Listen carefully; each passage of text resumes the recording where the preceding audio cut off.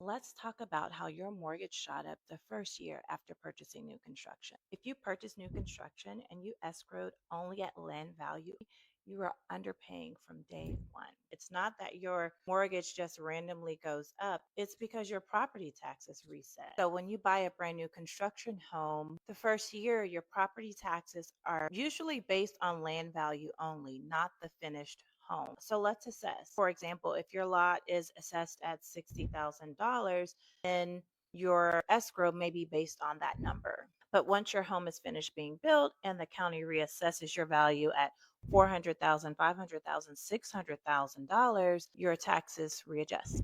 And so then your mortgage company who holds your escrow, if your escrow wasn't collecting enough money to begin with, then at the end of the year, you have a shortage. And that shortage makes your mortgage go up. This isn't the builder being shady. It's not the mortgage company trying to hide something, but property taxes are based on assessed value. New construction resets that value once the improvement is recorded. Hey guys, welcome back to the channel. I'm going to give you a final answer on this because these videos keep popping up. And I'm not going to say I'm tired of them, but I'm really shocked that a lot of you guys are still falling for either this clickbait, these folks trying to make a living off of scaring the you know what out of you, or some of you guys are going into these transactions and not understanding what's going on. And so that is the purpose of this video. For those of you that don't know, my name is Robert, and on this channel, we simplify the home loan process.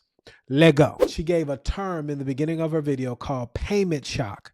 And so what that term means is this: the developer, whoever's building on the land and all of the different parcels, they're only paying taxes on that total land mass that's been divided at a discounted rate because there's not an improved property on that piece of land yet. Here you come, you say, hey, I want to buy lot 1, 2, 3. You go through the process. Then there's a house there. A certificate of occupancy is issued. And after you close, somewhere between 3 and 6 months, the local county appraisal district is going to get that information and say, you know what, now 1, 2, 3, whatever street has a home on it. We got the deed information. We have the loan information. If that was done, all those things can be found out. Even if you pay cash, we can understand what the value is. We meaning the tax appraisal district. What you all don't know is from a lending standpoint, all of these people, and when I say all of these people, let's start in 2019, right before the increase in a lot of these values and home prices. Anybody that bought from 2019 coming forward, I guarantee you signed some type of document at closing that said you will have a payment shock.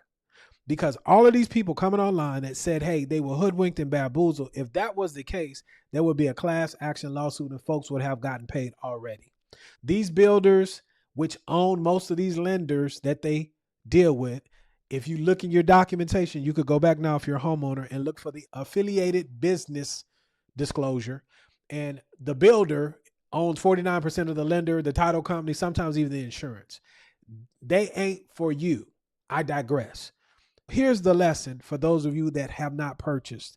When you buy a new constructed home, especially in an area where a lot of construction is going on, you have to understand that your taxes are going to be increasing for the foreseeable future because new development is coming to where you are. The further out you are, think about it this way: schools, fire departments, police departments, roads, infrastructure, all of that stuff costs money. And if you go out and get into those places, just understand the tax assessment is going to increase. She mentioned Texas. In Texas, by law, for your primary residence, if you're a homesteader, your primary residence can only be homestead exempted. The tax appraisal district can only increase your value 10% a year. Well, what do you think they do every year? They increase it 10%. And you know why? Because nobody is going to dispute that amount.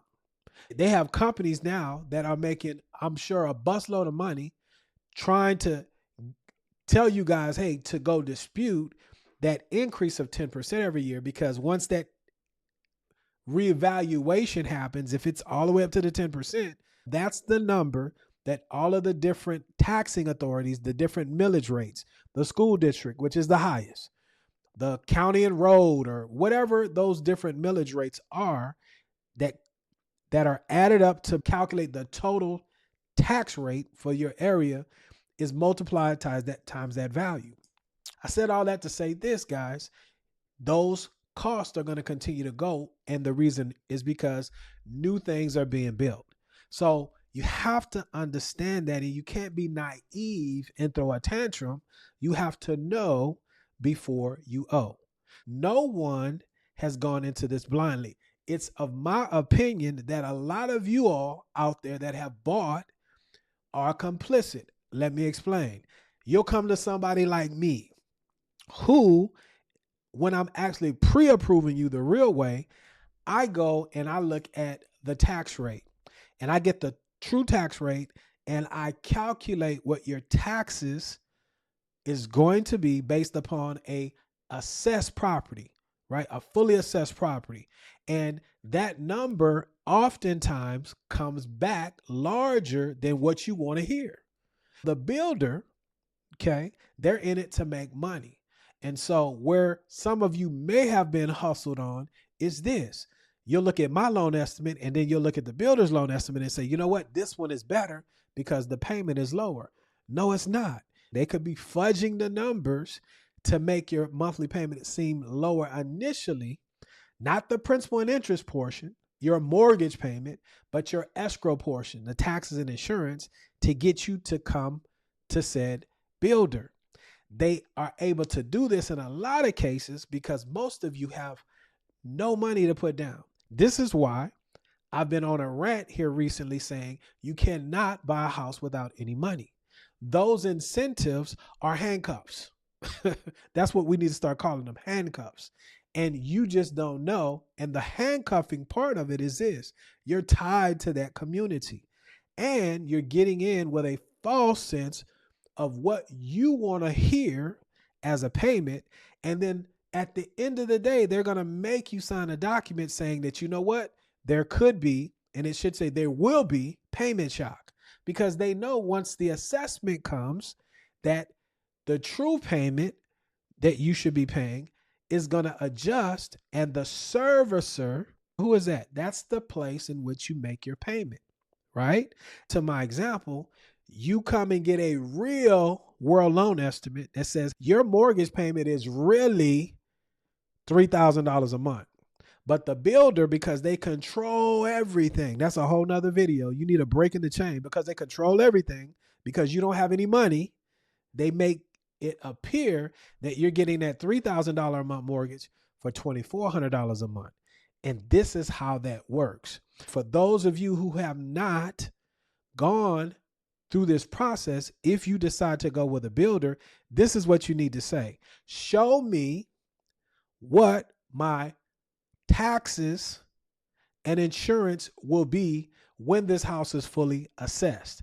If they can't do that, then you got to ask yourself, why are you letting them facilitate the largest transaction that you might make in your adult life? If it's brand new, no houses are there or anything of that nature yet, all you have to do is find a house with that's within that zip code, that's around the same square footage, and you could go to the county, parish, tax appraisal district and pull up a house in the zip code where you're looking to move to, and find one with at least a homestead exemption, right? And you can figure out what the millage rates, when they add them all together, what the tax rate is.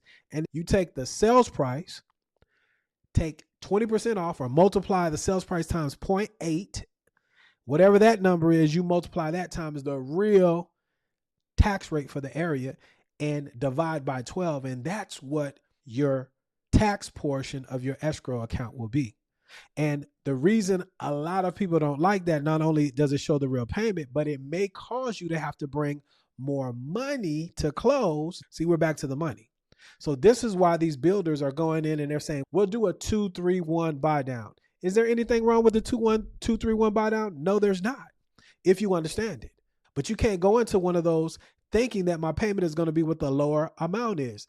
It's going to increase, it's going to step up every year. The sales pitch was, hey, you do this and the rates will come down before you get to the full payment and you can refinance. Well, if you haven't figured out, nobody, especially these experts, they get on all these news channels and stuff. If you just watch, you can tell they're just like the weatherman. They don't know what's going on. They might be right 2-3 times a year. Only the Lord knows what's going on, in my opinion. You can't put all this weight on these prognosticators because if you haven't figured it out yet, they're guessing.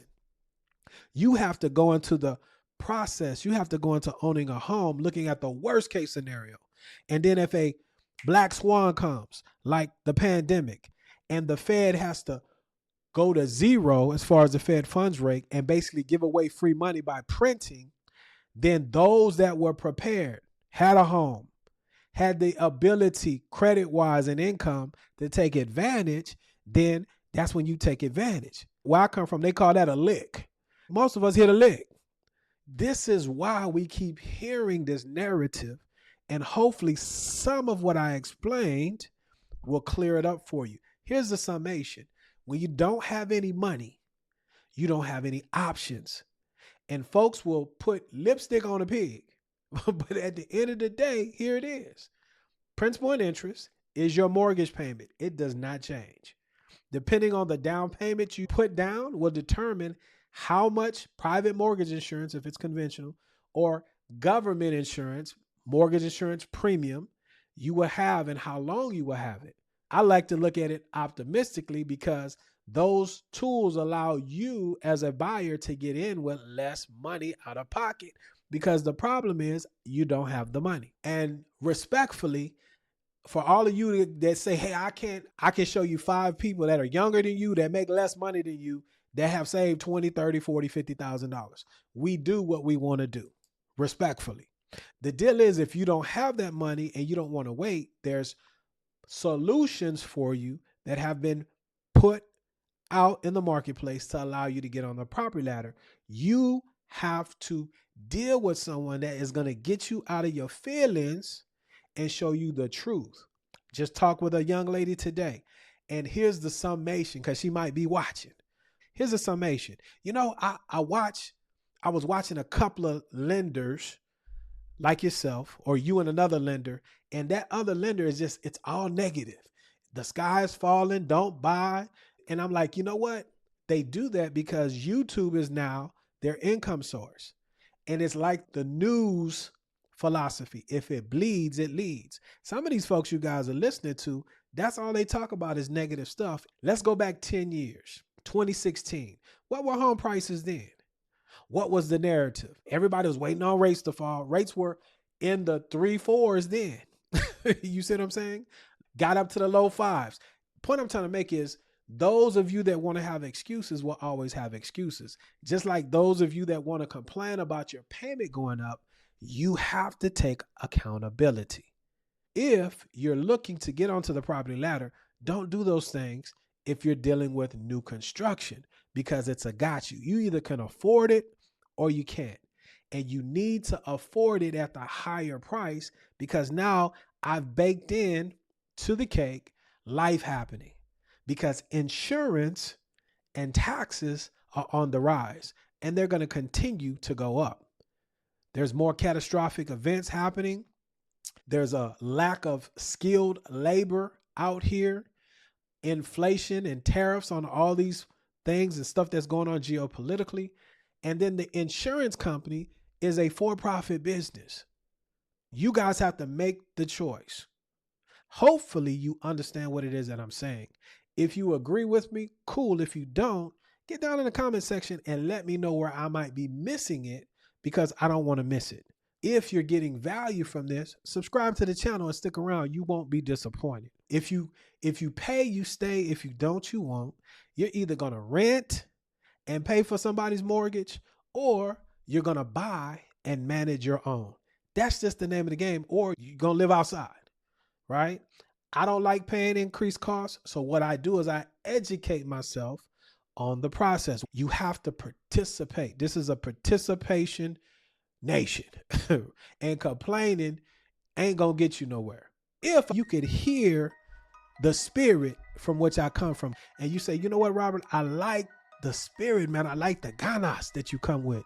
And I believe I could trust what it is that you have to say to help me and mine get onto the housing ladder in the proper manner. I'd love to have a conversation with you. Why? Because I'm a lender. Been doing this over 20 years.